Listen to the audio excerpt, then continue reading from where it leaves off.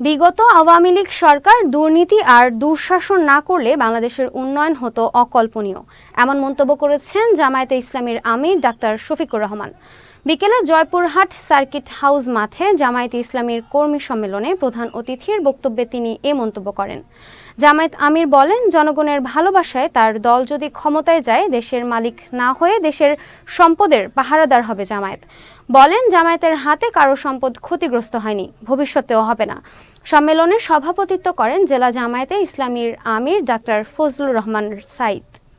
কেউ যদি বলে বাংলাদেশের স্বাধীনতার পরে জাতির জন্য ভালো কিছুই হয়নি, আমি একমত হব না।